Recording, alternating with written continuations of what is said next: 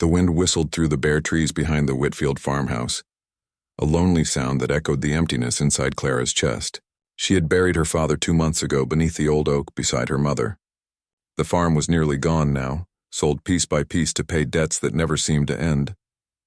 At 26, she was alone, unwanted, and poorer than she had ever been. Clara Whitfield had never been called beautiful. Neighbors called her sturdy, a polite way to say she was larger than the other girls, with broad shoulders and soft curves that her dresses never managed to hide. She had the kind of face that was pleasant when she smiled, but she hadn't smiled much since the funeral.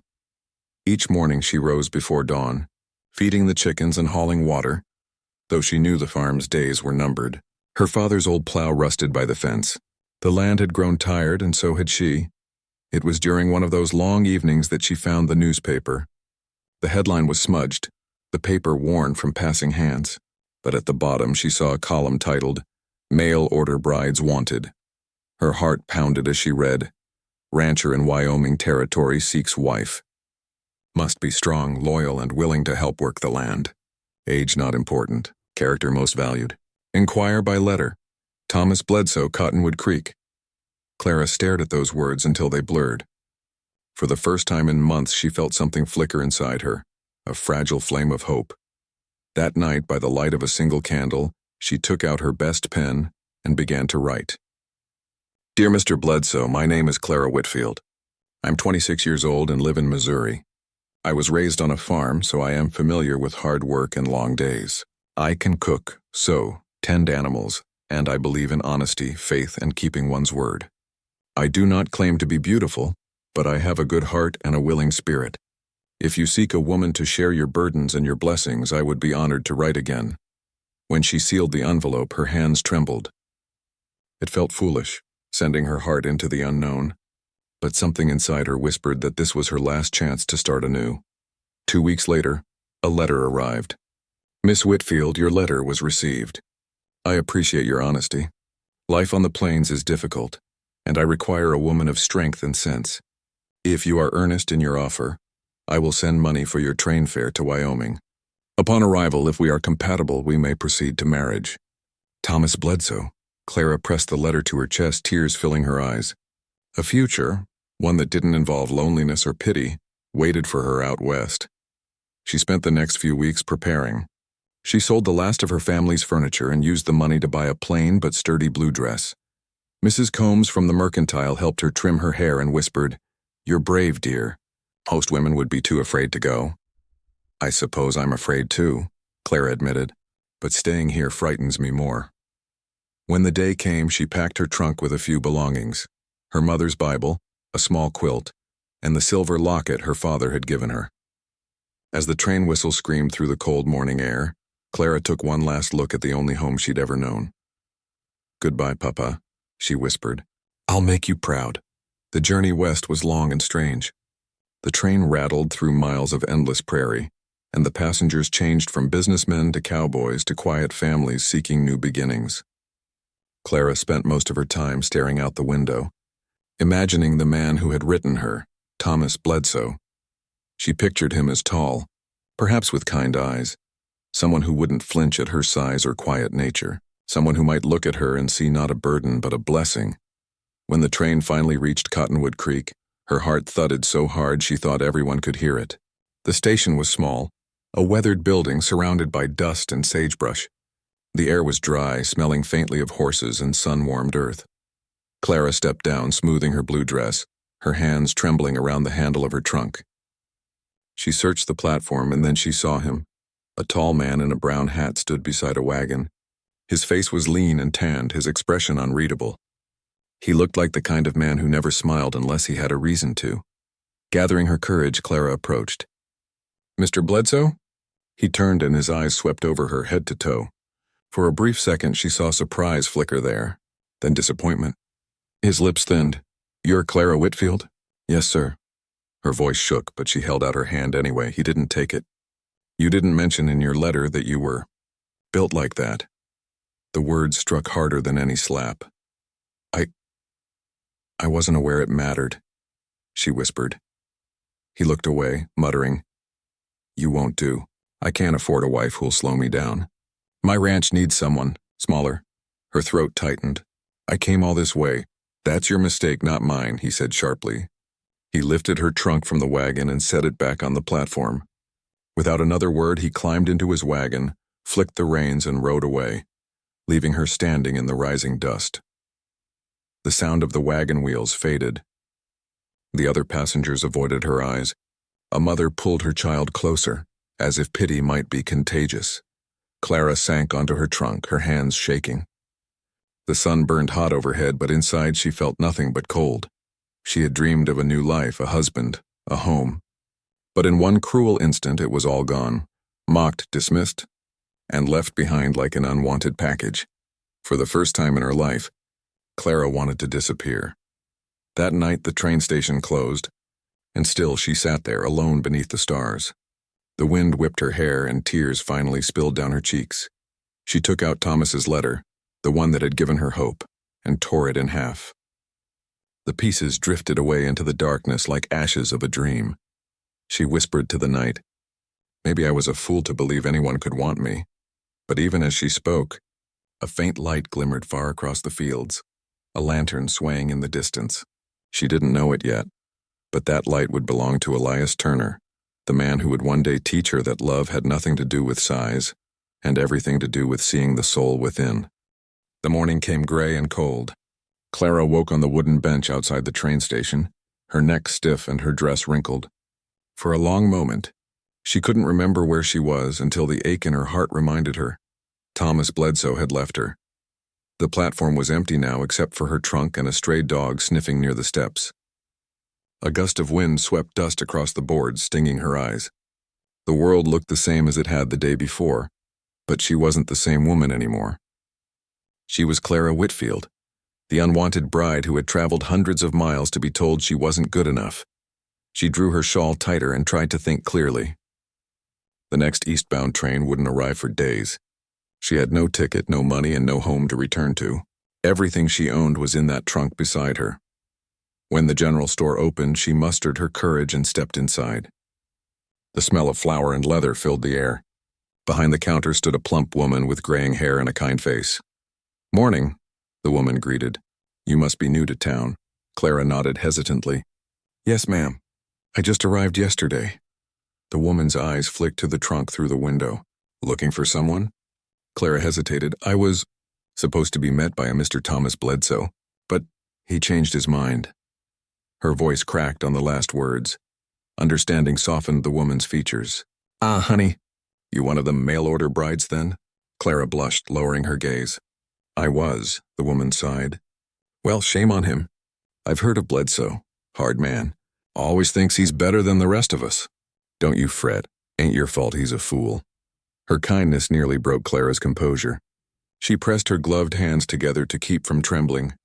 "Do you know where I might find work?" Clara asked quietly. "I can clean, cook, or sew, anything." The woman frowned. "You could try the boarding house, maybe. Mrs. Harker sometimes needs help with laundry. But she don't pay much, and she's particular. I'll take anything." The woman gave her a biscuit from behind the counter. "Eat this first, dear. You look half-starved." Clara thanked her and stepped back into the chilly air, nibbling the biscuit slowly. The food helped a little, but her heart still felt hollow. Every time someone looked at her, she imagined they were thinking the same thing Thomas had said. Too big. Too much, not right. By afternoon, she had found the boarding house, a tall, narrow building with peeling paint and lace curtains. Mrs. Harker, a thin woman with sharp eyes, looked her up and down before saying, "You'll do laundry and scrub floors for 50 cents a week and your supper. Rooms upstairs, attic space. Don't expect more than a cot." Clara nodded gratefully. "Thank you, ma'am." That evening she scrubbed until her back ached. The other women whispered about her size and the failed marriage, thinking she couldn't hear. "Imagine coming all that way just to be turned away," one of them giggled. Clara's cheeks burned, but she stayed silent. She had no energy to defend herself. When the chores were done, she crept to her tiny attic room. The ceiling slanted low and the air smelled of soap and dust. She opened her trunk and took out her mother's Bible. Inside, tucked between the pages, was a pressed violet, the one her father had placed there the spring before he died. "Papa," she whispered, "I'm trying to be brave, but I don't know what to do." Tears came at last, hot and unstoppable. She cried until her pillow was damp, until exhaustion carried her into restless dreams. The next morning, she rose before dawn to start the washing. Outside, the street was coming alive, men leading horses, wagons creaking past, the scent of fresh bread wafting from the bakery. As she hauled a bucket of water toward the back door, her grip slipped. The bucket tipped, splashing mud across her skirt. "Need a hand there, miss?" A voice behind her, deep, steady, with the hint of a smile. She turned. A man stood by the hitching post, holding a saddle. He was older than Thomas Bledsoe, perhaps mid-30s, with a rugged face tanned by sun and wind. His eyes were blue-gray, calm but alert, and when he smiled, it was slow and genuine. I can manage," Clara stammered, embarrassed. He set down the saddle anyway and lifted the bucket easily.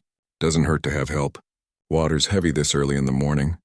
"Thank you," she murmured, not meeting his eyes. He nodded toward her apron. "You working here?" "Yes, sir." "Just started yesterday. Good folks mostly," he said. "Name's Elias Turner. Got a ranch a few miles north of town. I come here for supplies now and then." She glanced up at him briefly, then back at the ground. "I see." He hesitated before asking gently, "You the lady Bledsoe turned away?" Clara's hands froze on the bucket handle. Shame flooded her face. "Everyone seems to know." He shrugged lightly. "Town's small. Word travels fast. Don't mean they know the truth." "The truth?" she echoed bitterly. He looked at her steadily. "That he's the fool, not you." Clara blinked, startled. Most people pitied her or whispered behind her back. But this man's voice held no pity, only conviction. Elias continued. "A good woman's worth more than looks or size. Out here, a man needs a partner who's strong, someone who won't run when life turns mean. I reckon you fit that better than most." Her throat tightened. "You don't even know me." He smiled faintly. "Maybe not, but I can see enough." He picked up his saddle again and tipped his hat. "You take care now, Miss Whitfield. Don't let fools make you forget your worth." Then he walked away down the street, boots crunching softly in the dirt. For a long time, Clara stood frozen, staring after him. Something in her chest, something that had been numb since the train station, shifted. That evening, when she went to bed, she found herself thinking of those steady blue eyes, the quiet confidence in his voice. She didn't know what it meant yet, but for the first time since Thomas's rejection, her dreams were not filled with shame. They were filled with the faint, flickering light of possibility. For the next several weeks, Clara settled into the rhythm of the boarding house. The work was hard, laundry, sweeping, cooking, but at least it kept her busy enough not to think too much. Still, every night when the house grew quiet, she found herself remembering the man at the hitching post, Elias Turner, with the calm voice and the honest eyes. She told herself it was foolish. Men like him didn't look twice at women like her, and yet his words lingered. Don't let fools make you forget your worth. One cold morning while Clara hung sheets in the icy wind, the storekeeper's boy came running. "Miss Whitfield, Mr. Turner says to tell you Mrs. Doolin's broke her arm. He's asking if you can help out at his ranch till she's mended." Clara blinked in surprise. Mrs. Doolin, the kind woman from the store, was Elias's neighbor. "He wants me to help?" The boy nodded, said you know how to cook and tend animals. Her heart fluttered. She told Mrs. Harker, who sniffed but agreed to let her go for a few days, so long as you don't forget who you work for. By afternoon, a wagon pulled up out front. Elias sat at the reins. When Clara stepped outside with her shawl and trunk, he climbed down immediately to lift it for her. "No need," she protested, but he only smiled. "Can't let a guest do the heavy lifting now, can I?" The road to the Turner Ranch wound through fields of winter yellow grass and low hills dusted with snow. The sun dipped low behind the mountains, washing everything in gold. For a while, they rode in comfortable silence. Finally, Elias spoke. "Didn't mean to surprise you with the offer. Mrs. Doolin swore you were the best hand for the job. Figured it might do you good to get out of town a spell." Clara looked down at her hands. "People in town talk too much. They always will," he said simply. "Best thing you can do is give 'em something worth talking about." She glanced sideways at him. "And what do they say about you, Mr. Turner?" He chuckled softly. "That I work too hard, talk too little, and spend too much time alone. Can't argue with most of that." When they reached the ranch, Clara's breath caught.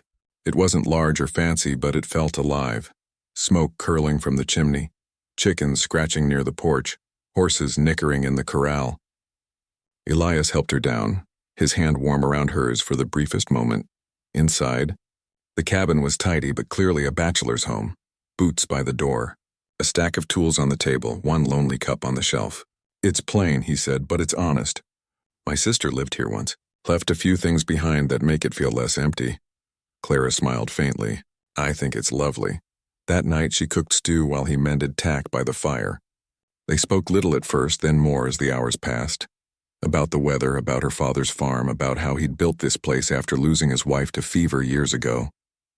There was a quiet understanding between them, as if neither needed to fill every silence.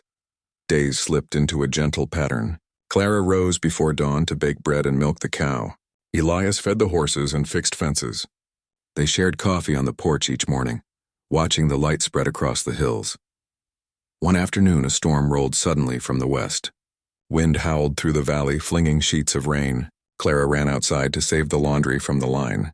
The sky cracked open with thunder just as Elias sprinted toward her. "Leave it," he shouted. "I can't. The wind'll ruin everything." Together they grabbed at the whipping linens, laughing breathlessly as the rain drenched them. When the last sheet finally came free, they stood panting side by side, soaked to the skin. For the first time in months, Clara laughed, a bright, unguarded laugh that filled the air. Elias looked at her then. Really looked. Rain glistened on her cheeks, her hair clung to her temples, and her eyes shone like amber firelight. Something in his chest tightened. "You've got spirit, Clara Whitfield," he said quietly. "Don't you ever lose it?" Her smile faltered into shyness. "People don't usually call it spirit." "Then they've been looking with the wrong eyes." The words sank deep into her heart.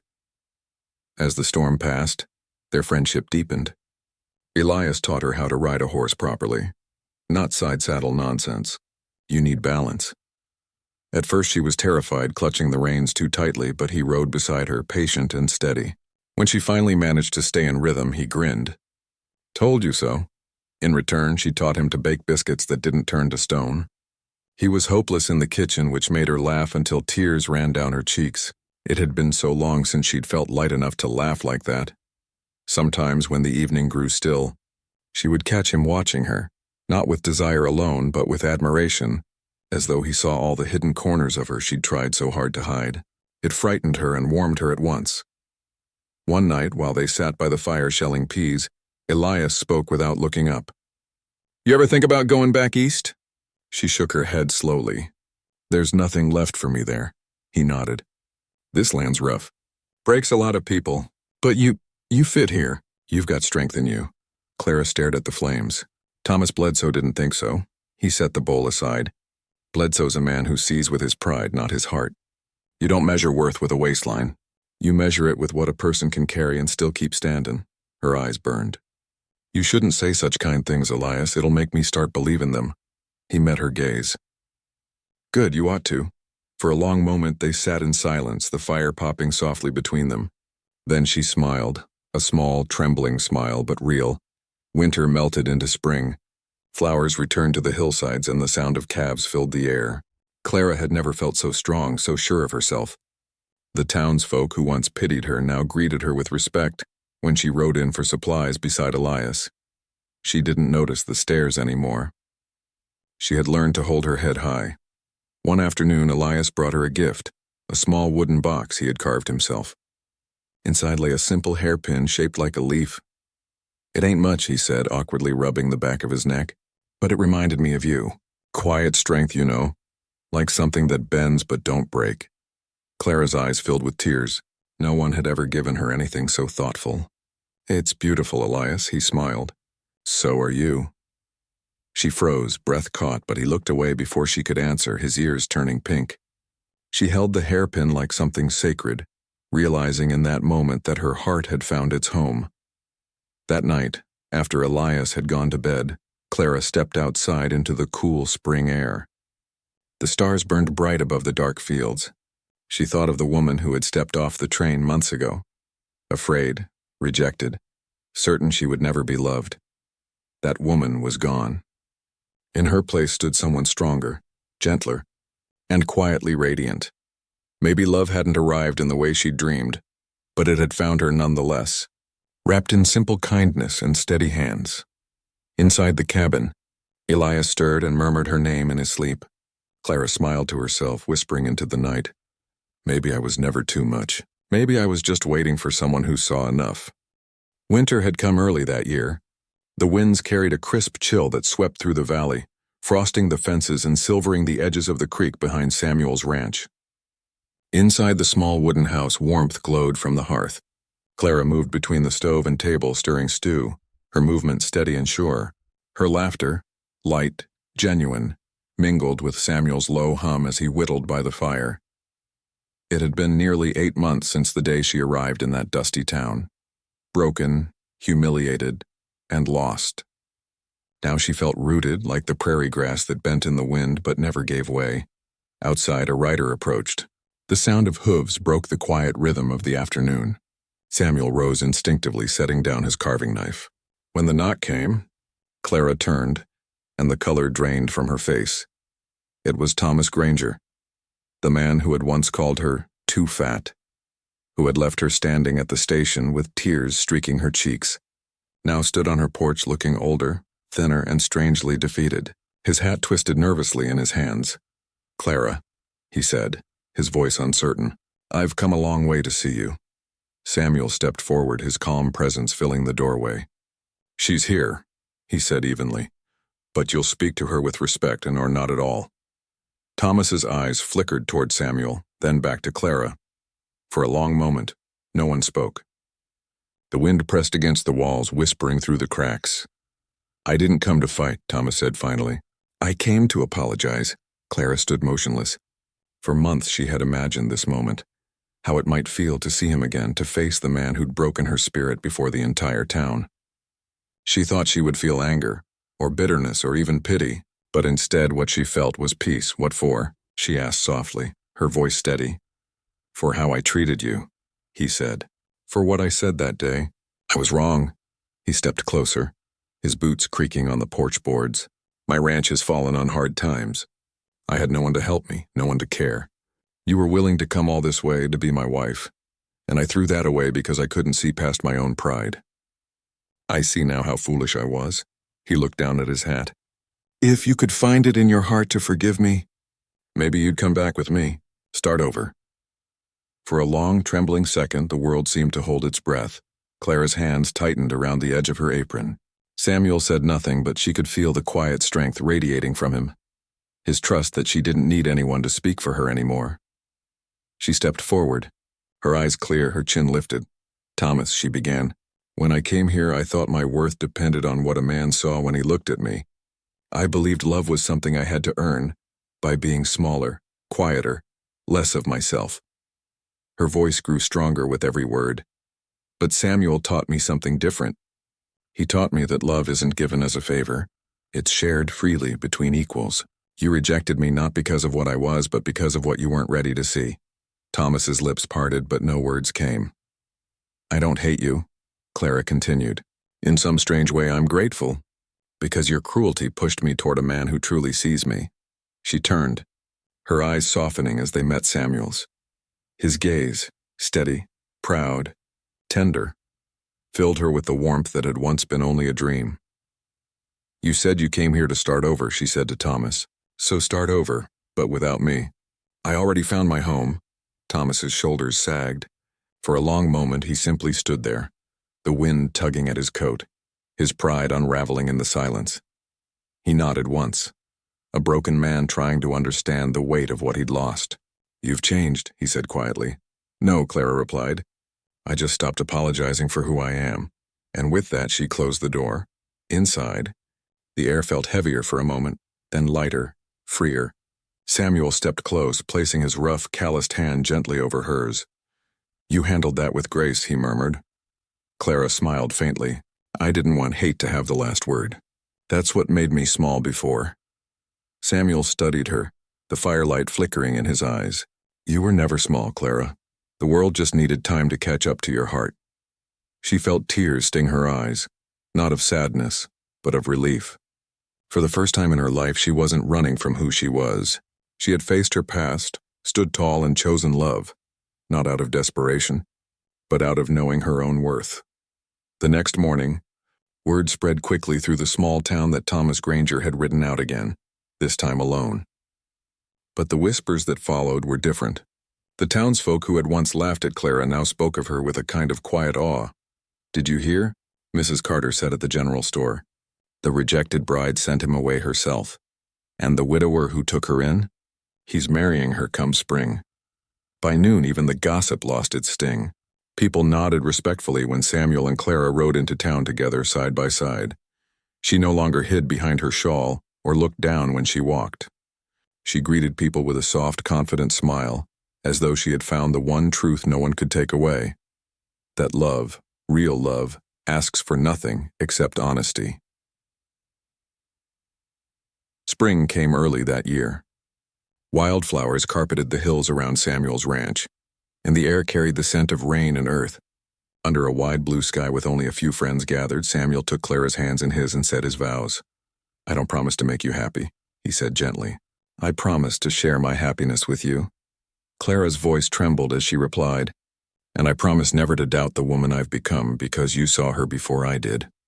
When they kissed, it wasn't a moment of triumph, but of peace, the quiet kind that comes when all wounds have healed. That evening, as the sun melted into the horizon, Samuel found Clara standing by the corral, watching the sky turn to gold. "Do you ever think about that day at the station?" he asked softly. Clara smiled, her eyes reflecting the sunset. "Sometimes, but not with pain. It was the day my story began, not the end of it." He slipped an arm around her shoulders. Together they watched the light fade over the land that had once felt foreign and cruel, now transformed into home. And as the stars appeared one by one, Clara whispered to herself the words she had once been too afraid to believe. "I was never too much. They were simply too little to see me." The wind carried the words into the open sky, where they would live forever, a promise to every heart that had ever been told it was unworthy. Spring had painted the valley in shades of green and gold. The air smelled of wildflowers, and the creek babbled gently past the edges of Samuel's ranch. Clara Bennett moved with ease through the sunlit fields, her laughter floating on the wind as she guided a small herd of cows toward the barn. Samuel followed behind, carrying feed, his tall shadow stretching long in the afternoon light. It had been nearly a year since she'd first arrived at Samuel's door, broken, rejected, and unsure of her own worth. In the months that followed, she had found friendship, respect, and a deep love that honored every part of who she was. Her life had transformed completely, not because she had changed, but because someone had seen her fully and chosen her. One afternoon, as she hung freshly washed sheets on the line, a familiar sound of hooves echoed from the road. Clara's heart skipped. She turned slowly, a mixture of curiosity and caution pulling her gaze toward the rider. It was Thomas Granger, the man who had once called her too fat and left her humiliated at the train station. He had returned.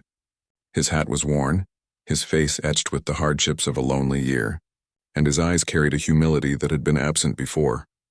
Clara felt a flicker of old memories, fear, hurt, and shame, but she did not falter. Samuel was nearby, stacking firewood, yet she did not hide behind him. She had learned courage over the past year, and now she would face the man who had once tried to define her worth. Thomas dismounted awkwardly, removing his hat and bowing his head slightly. "Clara," he said, his voice quiet, I know I have no right to ask anything of you, but I came to apologize and to ask forgiveness." Clara's hands rested on her hips, her posture firm. "You don't need forgiveness," she said, "but you do need to understand something. What you said, what you did that day, it wasn't about me. It was about your inability to see beyond your own pride." Thomas winced. "I was wrong. I've realized that—" "Far too late. Far too late indeed," Clara replied. Her voice was steady now, filled with the self-respect she had nurtured over the past year. "Because the woman you tried to reject has already found a home, and that home is not with you." Samuel stepped forward then, calm and protective. He took Clara's hand in his, a simple gesture that spoke volumes. Thomas looked at Samuel and then back at Clara, realizing fully that his chance was gone. Clara spoke again, her tone gentle but unwavering. "You wanted a bride who fit your expectations. I have a husband who sees me as I am. He values my strength, my heart, my mind, not a number on a scale or the shape of my body. Samuel Carter is the man who chose me because he could see me. You could not. Thomas lowered his eyes, nodding silently. There was no anger in her voice, only truth. A quiet force more powerful than any confrontation. Samuel squeezed her hand. You are enough, Clara, and anyone who couldn't see that, well, they never deserved a place in your life. For a long moment the wind carried silence across the fields. Thomas bowed his head once more and mounted his horse. Without another word he rode down the dusty road, leaving behind only the soft clatter of hooves fading into the distance. Clara exhaled, her heart steady. The past had arrived to challenge her, and she had met it with grace. Days passed and life returned to its quiet rhythm. Clara and Samuel worked side by side on the ranch, laughing at small mishaps and sharing the long golden evenings together. The townsfolk who had once whispered and judged now watched with admiration and respect. They saw a woman who had faced humiliation, a man who had stood by her, and a love that had grown stronger because it was rooted in dignity and truth. One morning, Samuel presented Clara with a small wooden box he had carved himself. Inside lay a simple silver ring, plain yet elegant. I don't have riches, he said, his eyes bright, but I have love, and I want you to wear this as a promise, that I'll always see you, all of you, and that I'll never let anyone make you doubt your worth again. Tears filled Clara's eyes as she took the ring. It's perfect, she whispered. No, Samuel said softly, taking her hands in his. You are perfect. They embraced in the warm morning light, a moment of quiet triumph and peace. The past, Thomas, the rejection, the town's whispers, and had lost its power. Clara's story was hers, and she had written it with courage, kindness, and love. The wedding was small, held beneath the open sky on the ranch. Wildflowers decorated the simple altar and only close friends attended. There was no pomp, no grand display, only the authenticity of two hearts joined by choice and trust. Samuel took Clara's hands in his and said, I promise to share my life with you, to honor you, and to walk beside you through every joy and trial. Clara smiled, her heart full. And I promise to meet you as your equal, to love you freely, and to never doubt the woman I am, because I am loved fully. As they kissed, the valley around them seemed to exhale, as though the land itself recognized the triumph of a love that asked for nothing but honesty. Years later, Clara and Samuel stood together on the porch of their ranch, a small child between them. The laughter of the little one echoed across the hills, mixing with the wind and the soft murmurs of the creek. Clara's eyes met Samuel's, and in that gaze they shared the memory of everything that had led them here, the heartbreak, the courage, the patience, and the love that had never wavered. You were never too much, Samuel said, smiling. The world was just too blind to see it at first. Clara rested her head on his shoulder. And now the world doesn't matter. We have what counts, each other. Together they watched the sun set over the prairie, the golden light reflecting the peace they had earned. Clara's heart, once bruised and doubted, now thrived in love that needed no apology. The wind carried their laughter into the open sky, where it mingled with the wide horizon, a quiet legend of a love that could withstand cruelty, embrace imperfection, and bloom into a life of joy.